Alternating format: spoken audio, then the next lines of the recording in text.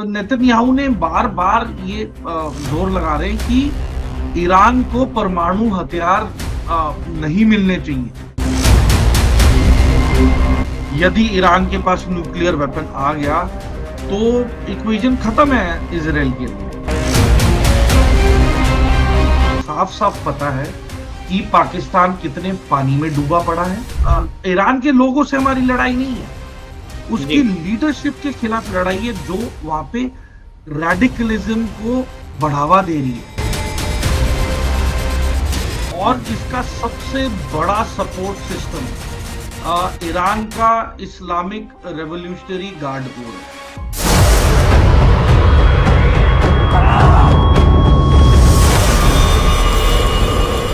Chanakya Forum presents Ranakshetra. नमस्कार, रणक्षेत्र में आपका स्वागत है। मैं राव अफ्तार पांडे।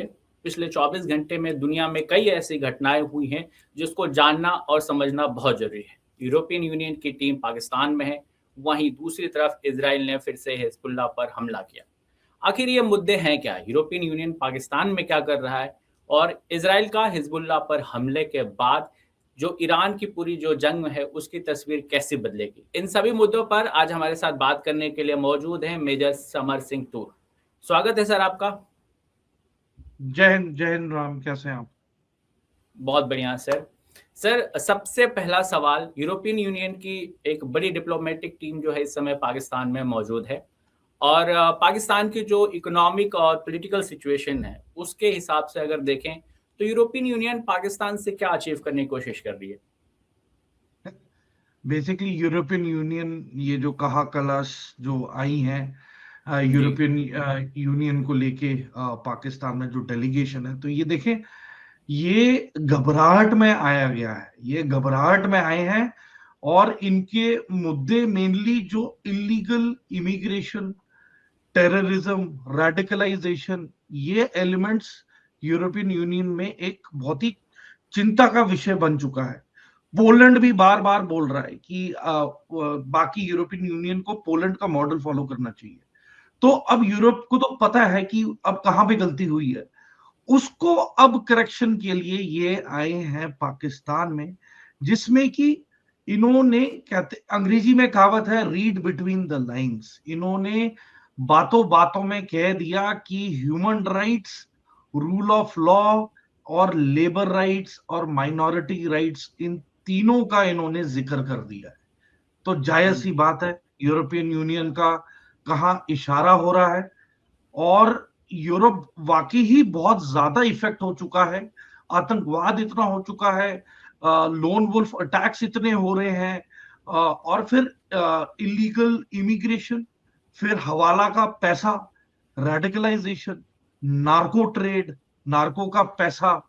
तो ये सारी चीजें, इनका तार एक ही मुल्क के साथ, मतलब एक मुल्क सबसे कॉमन है इन चीजों को लेके। आपको भी पता है राम, मुझे भी पता है और दर्शकों को भी पता है, वो है पाकिस्तान। तो यदि लोगों को लग रहा है कि ये पाकिस्तान की एक डेवलपमेंट की ओर एक कदम उठाया है यूरोपियन यूनियन ने, ये कतई जो विचार है ये गलत है।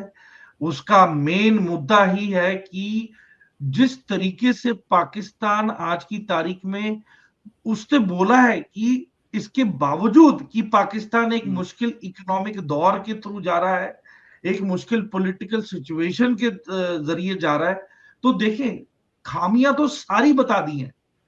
अब पाकिस्तान के ऊपर है कि वो इसे पॉजिटिव तरीके से ले या फिर वो इसे नेगेटिव तरीके से ले। सर, पाकिस्तान को लेकर ये एक बात भी कही जाती है कि दुनिया में कहीं भी कोई आतंकवादी हमला हो उसका तार पाकिस्तान से जुड़ ही जाता है। ये बात पाकिस्तान को लेकर अक्सर कहा जाता है। आपने दुनिया में जब भी कोई स्टेट हेड्स मिलते हैं या कोई डेलीगेशन दूसरे देश में जाती है तो ट्रेड की बात करती है, व्यापार की बात करती है, बिजनेस डील्स की बात करती है, लेकिन पाकिस्तान में राइट्स को लेकर बात हुई। खासकर जो माइनॉरिटीज हैं, जो हिंदूज हैं, उन पे जो एट्रोसिटीज होती हैं, अगर राइट्स की बात हो रही है तो उनकी भी बात हुई है। क्या आपको लगता है कि पाकिस्तान में सच में हिंदूज की जो सिचुएशन है वो बहुत ही ज्यादा खराब है? मैं तो कहूंगा कि एक पल के लिए माइनॉरिटीज को साइड करते हैं और असली सवाल है कि क्या पाकिस्तान में औरतों की राइट्स, विमेन राइट्स वहां पे कायम है? जिस तरीके से जुडिशरी अपने जो सुनाता है सेंटेंसेस, वो टोटली एंटी विमेन होते हैं, एंटी माइनॉरिटीज होती हैं। तो इसके अंदर सबसे ज्यादा हिंदूज इफेक्टेड है, सिख भी इफेक्टेड है। तो ये एक सीरियस सिचुएशन है। और देखिए, जब कोई भारी मुल्क आके आपको बोलता है कि यूरोपियन यूनियन पाकिस्तान के ह्यूमन राइट्स को लेके थोड़ा चिंतित है, rights of women and minorities को लेके चिंतित है, इंक्लूडिंग हिंदूज, तो देखिए ये एक क्या कहते हैं, एक काला धब्बा है। आप किसी के मुल्क में जाके बोल रहे कि आपके ये पॉलिसीज रॉन्ग है, आपके तौर तरीके गलत हैं, या बेसिक ह्यूमन राइट्स वायोलेशन है, तो जाहिर सी बात है कि ये एक बहुत ही शर्मनाक क्रिटिसिज्म हुआ है पाकिस्तान को लेके। और ये एक इंटरनेशनल बॉडी है यूरोपियन यूनियन, ये कोई लोकल ऑर्गेनाइजेशन या कोई नॉर्मल किसी थर्ड वर्ल्ड कंट्री के लोग नहीं है। और ये वही यूरोपियन यूनियन है जिसका डेलीगेशन अफगानिस्तान में जो डी एडिक्शन सेंटर पे जो बॉम्बिंग की थी पाकिस्तान ने, तो यूरोपियन यूनियन का जो जत्था गया था वहां पे डेलीगेशन इंस्पेक्ट करने और यकीन करने की ये सही हुआ या गलत, तो उन सब ने फीडबैक दिया है काला कलश को। तो जो प्रेसिडेंट ऑफ ईयू है उन्हें साफ साफ पता है कि पाकिस्तान कितने पानी में डूबा पड़ा है, कितने एब्डक्शंस, मतलब पहले तो फोर्स कन्वर्जन माइनर गर्ल्स का, उसके बाद आप फोर्स्ड एब्डक्शन करते हैं कन्वर्जन के लिए, आप जबरदस्ती शादियां करवा रहे हैं हिंदू सिख की लड़कियों की मुसलमान लड़कों से वहां पाकिस्तान में। वहां पे क्रिश्चियंस के चर्चों पे इतने हमले हो चुके हैं, बाइबल जला चुके हैं, ब्लास्फेमी में के नाम पे इतना गलत ये व्यवहार कर रहे हैं माइनॉरिटीज पे कि एक की गलती सभी को भुगतनी पड़ रही है। तो रिलीजियस फ्रीडम नाम की चीज है ही नहीं। वायलेंस और डिस्क्रिमिनेशन औरतों के खिलाफ, बच्चों के खिलाफ, माइनॉरिटीज के खिलाफ तो आम बात हो गई है। तो अगर इन्हें लग रहा है कि ये कुछ शहरों के या चौक के नाम बदल के कुछ हिंदू नाम दे देंगे, जो कि इन्होंने अभी किया है हाल ही में पिछले 10 दिन मैं में। आपको रोकूंगा थोड़ा सा। वो जो नाम बदलने वाली खबर थी, बाद में उस पे भी उन्होंने रोक लगा दी थी। जो नाम पहले ये खबर आई कि नाम बदले जा रहे हैं, फिर खबर आई कि भाई नहीं बदले जाएंगे, यानी उस पे भी ये यूटर्न मार ही गए हैं। क्योंकि आतंकी गुट है वहां पे, आतंकी गुटों के पास हथियार तैयार है, वो तो कनपट्टी पे रखे हुए हैं हथियार, कि अगर आपने ये पहल उठाई तो फिर देखो अंजाम खराब होगा। तो कहीं पे भी कुछ भी होता है, अंजाम खराब। एक चीज को लेके मैं बड़ा खुश हूं कि अमेरिका ने जो प्रेशर डाला है एब्राहम अकॉर्ड को साइन करने का, उससे आतंकी तंजीमों को तकलीफ हुई पड़ी। उन्होंने तो आसिम मुनीर को भी मारने की धमकी दे दी है। तो ये थोड़ा मुझे इंटरेस्टिंग और एक पेचीदा मामला लग रहा है। पर देखिए, आप जर्नलिस्ट्स को देख लें, सिविल सोसाइटी ग्रुप्स को देख लें, है ना, आप एक्टिविस्ट्स को देख लो, लॉयर्स को देख लो, है ना, सब पाकिस्तान के अंदर दबे हुए हैं। किसी को कोई फ्रीडम ऑफ स्पीच नहीं है, रिलीजियस फ्रीडम प्रैक्टिस करने का नहीं है, और आप अगर कुछ प्रोटेस्ट करोगे तो आपको जेल में डाल दिया जाएगा। तो एक किस्म से ये एक डिक्टेटरशिप ही चल रही है। ये फॉर्मेलिटी के नाम पे है कि ये डेमोक्रेसी है, वरना देखा जाए तो ये एक डेमोक्रेटिक इरोजन चल रहा है पाकिस्तान में, जब से आसिम मुनीर ने खुद को फील्ड मार्शल घोषित किया है। खुद को प्रमोट कर लिया है उन्होंने। बिल्कुल। और इसके पीछे अमेरिका का ही हाथ है, क्योंकि अमेरिका जानता था, क्योंकि देखें इमरान खान रूस की प्रति ज्यादा मतलब कनेक्ट करने लग गए, पाकिस्तान की इंडिपेंडेंट इकोनॉमी के सपने लेने लग गए, बांग्लादेश को कंपेयर करने लग गए कि बांग्लादेश की इकोनॉमी सुपीरियर हो चुकी है पाकिस्तान की इकोनॉमी से। फिर उन्होंने हमारे minister of external affair Jaishankar ji की एक क्लिपिंग प्ले कर दी एक जलसे में, जिसमें कि लाखों लोग आए थे, जिसके अंदर बोला था जयशंकर जी ने कि वो तो हम तो रूस से ही तेल लेंगे, और हमें ये बताने के लिए कि हमें किसी की परमिशन या जरूरत मतलब इजाजत नहीं चाहिए हमें किसी की। तो ऐसे तो he was becoming more pro independent Pakistan, pro democratic Pakistan, freedom of speech, freedom of religion, equality. तो ये सारी चीजों को मन में रखते हुए फिर अमेरिकन का जो अभी साइफर न्यूज में लीक हुआ, वो साफ साफ बता रहा था कि अमेरिकन के डीप स्टेट ने ही पाकिस्तान के फॉरेन एनवॉयज को इन्वॉल्व किया, फिर पाकिस्तान मिलिट्री को इन्वॉल्व किया, आईएसआई को इन्वॉल्व किया, और फिर तख्ता पलट करके इमरान खान को आज जेल में बिठाया हुआ है। तो सर ये कहना सही नहीं होगा कि पाकिस्तानियों ने ही पाकिस्तान को बेच दिया, क्योंकि अमेरिका वहां ये करने में कामयाब तो तभी हुआ जब जो वहां अभी सत्ता में है या जो आसिम मुनीर है, इन सब ने खुद का सोल बेचा, तभी तो वो पॉलिटिकल चेंजेस या जो अभी वर्तमान स्थिति है ये हो पाई है। ये तो जब इन्होंने बहुत पहले जुल्फिकार भुट्टो को फांसी लगवाई थी, ये तो तब से ही आपस में बिक चुके हैं, बट चुके हैं। कभी मतलब इनके आपस में यूनिटी तो कभी रही नहीं। फिलिस्तीनियों को इन्होंने मारा, तो जनरल जियाउल हक जब ब्रिगेडियर थे तो वो जॉर्डन में थे अटैचमेंट पे, वहां पे ट्रेनिंग करवा रहे थे जॉर्डन की आर्मी को। जब ये ब्लैक सितंबर का वहां पे बगावत हुई है पीएलओ के साथ मिलके, तो इन्होंने पीएलओ के बहुत सारे हजारों की तादाद में मारे इन्होंने, लगभग 10 से 25 हजार के बीच आंकड़े बताते हैं लगभग। तो पाकिस्तान का एक तो मुसलमानों के आपस की यूनिटी का कुछ लेना देना नहीं है, ऊपर से इनके आपसी फर्क इतने हैं जात पात को लेके। मतलब पंजाबी आज की तारीख में सबसे सुपीरियर है, बाकी कोई भी है वो जमीन पे बैठेगा, बाकी पंजाबियों के लिए कुर्सी लगेगी। मतलब बलूच का डिस्क्रिमिनेशन, पश्तून का डिस्क्रिमिनेशन, अहमदियों का डिस्क्रिमिनेशन, बाकी माइनॉरिटीज तो मैं गिनता ही नहीं हूं। तो ये खुले में इनके डीएनए के अंदर समा चुका है। अगर ये पाकिस्तान की यूनिटी की बात करते हैं, तरक्की की बात करते हैं, वो सिर्फ टॉप ब्रास की बिजनेस, प्रॉपर्टी एक्विजिशन और फॉरेन में इन्वेस्टमेंट को ही लेके इनका मतलब होता है। पाकिस्तान को लेके आज तक इन्होंने इंडिपेंडेंट इंडस्ट्रियलाइजेशन नहीं की है अभी तक। सर अब बात कर लेते हैं जो इजराइल ने हिजबुल्लाह को फिर से मारा है। इससे पहले कि ये पूरी पॉलिटिक्स समझूं, मैं सबसे पहले आपसे ये जानना चाहता हूँ कि हिजबुल्लाह है कौन और ये लेबनान के टेरिटरी में कैसे हैं, वह कैसे वहां होल्ड कर रहे हैं? देखिए, हिजबुल्लाह 80s की शुरुआत के दशक में मतलब आया लेबनान में, और इसका सबसे बड़ा सपोर्ट सिस्टम ईरान का इस्लामिक रेवोल्यूशनरी गार्ड कोर है। तो आईआरजीसी का जिम्मा था कि हिजबुल्लाह को वेपनाइज करो, उसको ट्रेन करो और उसे इजराइल के खिलाफ उतारो। क्यों लेबनान? क्यों?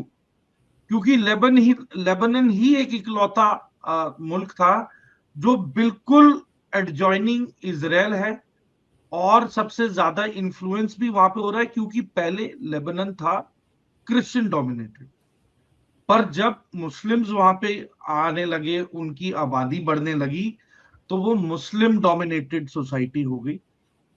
और फिर ईरान ने इसमें इन्वेस्टमेंट की, और एक पॉलिटिकल पार्टी के नाम पे, सोशल वेलफेयर के नाम पे, एक इंटेलिजेंस ऑर्गेनाइजेशन के नाम पे इन्होंने हिजबुल्लाह नाम की एक संगठन को तैयार किया। और ये ऐसा संगठन है कि लेबनान की आर्मी से भी कई गुना ज्यादा ये ताकतवर है। इसके पास अपनी इंडिपेंडेंट मिसाइल सिस्टम्स हैं, रॉकेट्स हैं, हथियार है, इनका overall self styled military structure and command है। तो हिजबुल्लाह के मतलब बहुत ज्यादा डीप रूट गड़े हुए हैं आज की तारीख में शियाओं के साथ, और शियाओं का आका कौन है? ईरान। और ईरान ने ये जिम्मा किसको दिया है? आईआरजीसी को।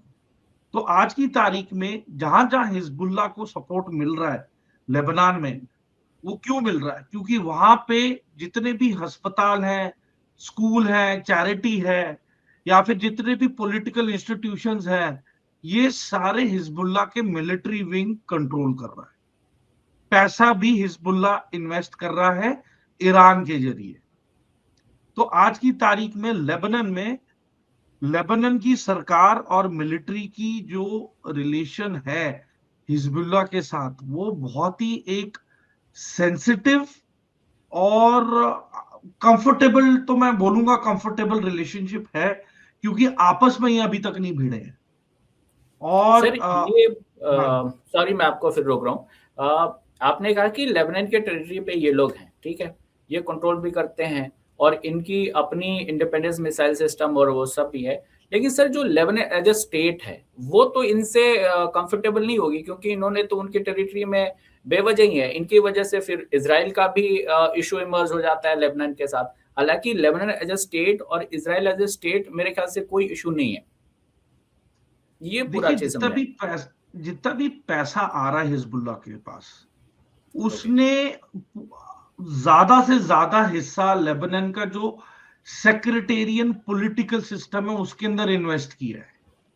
तो बेसिकली आधा पूरा का पूरा आधा फंडिंग जो आता है वो पूरा लेबनान की पॉलिटिकल टॉप ब्रास को जाता है।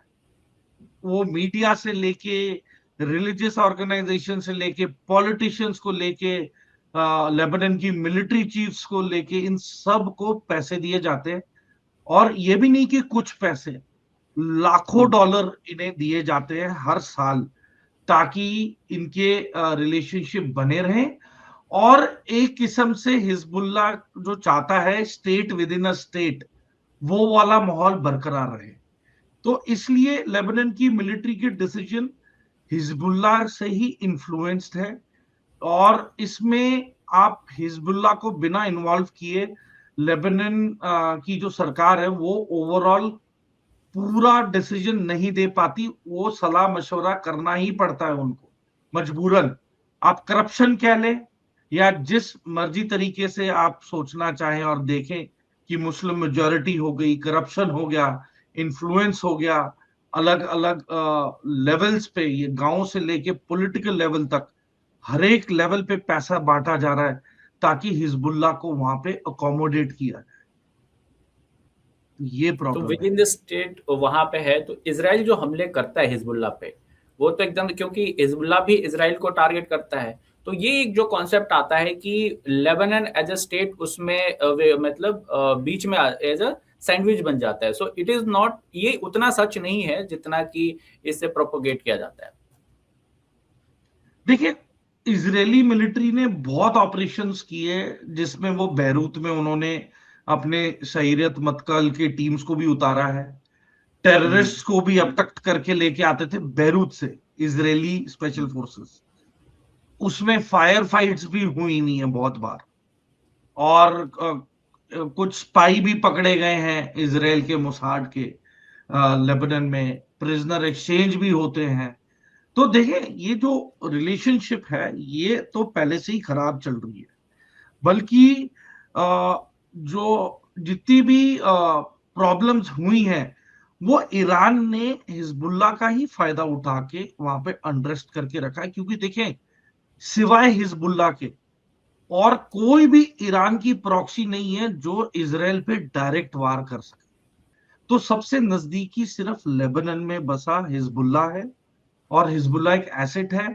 तभी ये जो पीस टॉक्स हो रही हैं बार बार लेबनान और हिजबुल्लाह का जिक्र किया जा रहा है, क्योंकि यदि हिजबुल्लाह डिसइंटीग्रेट हो गया मिलिटरली इसराइल के हाथों, जो कि नेतन्याहू चाहते हैं हो, तो हम्म। उसकी वजह से ईरान को बहुत तकलीफ है कि यदि हिजबुल्लाह खत्म हो गया या हिजबुल्लाह सरेंडर कर गया, तो उसके लिए जो इसराइल के प्रति जो लड़ाई थी वो फिर नामुमकिन हो जाएगी, क्योंकि उसका और कोई प्रॉक्सी नहीं बचा है जो इसराइल के ऊपर डायरेक्ट हमला करे। सर ईरान और इसराइल का ये पॉइंट तो समझ आता है, लेकिन अभी इसराइल ने जो लेबनान पे फिर से हमला किया और उनको एक्शन करके मारा है, उसके बाद डोनाल्ड ट्रंप का भी एक बयान आया। अभी एक खबर आ रही है कि डोनाल्ड ट्रंप और बेंजामिन नेतन्याहू के बीच में हीटेड आर्गुमेंट हुए क्योंकि इसराइल ने जो हिजबुल्लाह है उन पर हमला किया। ये कौन सा एक ये क्या पैरामीटर है, क्योंकि ईरान को लेके अब तक जो इतने दिन लड़ाई चली है उसमें इसराइल कंफर्म है अपने ऑब्जेक्टिव को लेके, लेकिन डोनाल्ड ट्रंप हमेशा कंफ्यूज देखते हैं। क्या ये जो हीटेड आर्गुमेंट अभी जो खबरें आ रही हैं वो ऑब्जेक्टिव को लेकर ही हुआ कि ईरान के ऑब्जेक्टिव को लेकर अमेरिका उतना क्लियर नहीं है जितना कि इजराइल क्लियर है? देखिए, मैं ये नहीं कहूंगा कि जो ट्रंप ने अभी कॉल किया और जिस तरीके से उन्होंने नेतन्याहू को एड्रेस किया है, तो देखिए जो नेतन्याहू का पर्सपेक्टिव है वो टैक्टिकल और मिलिट्री पॉइंट ऑफ व्यू से है, स्ट्रेटेजिक है। और जहां तक प्रेसिडेंट ट्रंप का सवाल है, तो देखिए वो उनके लिए सब कुछ प्रॉफिट एंड लॉस और लॉन्ग टर्म पर्सपेक्टिव के मुताबिक है, बिजनेस को रिलेटेड है, इकोनॉमी को रिलेटेड है। और जहां तक नेतन्याहू का सवाल है, military point of view, military strategic point of view, तो वो अपनी मिलिट्री स्ट्रेटेजी के पॉइंट ऑफ व्यू से सही है। और प्रेसिडेंट ट्रंप अपने इकोनॉमिकल और बिजनेस पॉइंट ऑफ व्यू से भी अपने तरफ से सही है। तो इसलिए नेतन्याहू ने बार बार ये जोर लगा रहे कि ईरान को परमाणु हथियार नहीं मिलने चाहिए। मतलब ये तो बॉटम लाइन है कि एनरिच्ड यूरेनियम होना ही नहीं चाहिए, ठीक है। और फिर इजराइल की मिलिट्री सुपीरियोरिटी का सवाल आ जाता है। यदि ईरान के पास न्यूक्लियर वेपन आ गया तो इक्वेशन खत्म है इजराइल के लिए। तो जो भी ईरान का जो इन्फ्लुएंस है रीजन में, वो बरकरार और तब बढ़ेगा जब न्यूक्लियर वेपन पे कोई कदम नहीं उठाए जाएंगे। तो एनरिच्ड यूरेनियम को हटाना पड़ेगा, उसकी मिसाइल टेक्नोलॉजी को खत्म करना पड़ेगा, उसके जो मिसाइल प्रोडक्शन कॉम्प्लेक्स और इंडस्ट्रीज है उसको तबाह करना पड़ेगा। बेसिकली इजराइल अपने आप को सिक्योरिटी पॉइंट ऑफ व्यू से पूरा सिक्योर करना चाहता है। बट ट्रंप अपने आप को क्या देख रहा है, एज ए डील मेकर, कि आप यूरेनियम हमें दे दें, हम आपके ऊपर से सैंक्शन हटा देंगे, हम आपके एसेट्स जो फ्रीज थे उन्हें अनफ्रीज कर देंगे, वो आप इस्तेमाल कर सकते हैं। तो वहां पे डील हो रही है और साइड पे बैठा इजराइल बहुत ही अचंभे में है और बहुत ही मतलब सरप्राइज्ड है कि यहाँ पे तो समझौतों की बातें हो रही हैं पर कोई एक्चुअल थ्रेट को नष्ट नाबूद नहीं कर रहा है। तो सर मैं ये इजराइल एक्चुअल थ्रेट मिलिट्री वाली पॉइंट जो ऑफ आपने बात, सॉरी मैं आपको हाँ फिर जी, से रोक रहा हूँ, ये जो एक्चुअल थ्रेट वाली जो बात है ना, इसको थोड़ा और एक्सप्लेन करें, क्योंकि एक्चुअल थ्रेट है क्या? इजराइल को एग्जिस्टिंग थ्रेट है ईरान से या कुछ और थ्रेट है, इसको बताएं। देखिए मेनली क्या है कि इजराइल को जो मिलिट्री थ्रेट है ईरान से, ईरान के मिसाइल प्रोग्राम से, मिसाइल और के अलावा जो एनरिच्ड यूरेनियम है उससे भी थ्रेट है। तो ये इसको निगेट करना चाहता है। और उसी के साथ ट्रंप चाहता है कि एक ब्रॉडर डिप्लोमेटिक कनेक्ट रहे ईरान के साथ, वो इजराइल नहीं चाहता। इजराइल चाहता है कि ईरान आइसोलेट रहे। जो ग्रुप ऑफ गल्फ कंट्रीज हैं, जो जीसीसी हैं, तो जीसीसी में जो सऊदी अरब है वो भी चाहता है कि ईरान सिक्लूडेड रहे, अलग थलग रहे, और उसे पीस के नाम पे इंक्लूड नहीं करना चाहिए। यदि आप करना चाहते हैं तो फुल तख्ता पलट, the rising lion, basically Reza Pahlavi की सरकार आनी चाहिए, वेस्टर्न बैक सरकार होनी चाहिए। ये सऊदी अरब चाहता है और बाकी गल्फ कंट्रीज भी यही चाहती है। तो जो कट्टर और रेडिकल एलिमेंट है वो सबसे बड़ा थ्रेट आज की तारीख में बना हुआ है, आईआरजीसी के नाम से, मुज्तबा खोमेनी के नाम से। और अभी तक इन्होंने कोई भी ऐसा कदम नहीं उठाया जिसमें कि वो फ्लेक्सिबिलिटी बरते। तो ईरान अभी भी वेट एंड वॉच, और बल्कि कल या परसों जब बॉम्बिंग हुई है तो ईरान ने घोषणा कर दी है कि भाई अब कोई पीस टॉक नहीं होगी। क्यों? क्योंकि अमेरिका ने जितने भी ड्रोन गाइडिंग कम्युनिकेशन सेंटर्स थे उस पे ताबड़तोड़ बमबारी करके बहुत सारी चीजें बर्बाद की हैं, military tactical point of view, जिसकी वजह से ईरान बहुत ही क्रोधित हुआ पड़ा है और उसने बोला है कि भाई अब पीस टॉक नहीं होगी। तो ये डेवलपमेंट है आज की तारीख। सर तो देखें, आपको नहीं लगता हाँ कि जी, आपको नहीं लगता कि डोनाल्ड ट्रंप का जो ये कंफ्यूज एटीट्यूड है, या यूं कहूं कि उनका जो इकोनॉमिक एटीट्यूड है, उसकी वजह से अमेरिका और ईरान का पूरा स्वरूप जो है वो डिफरेंट हो गया है।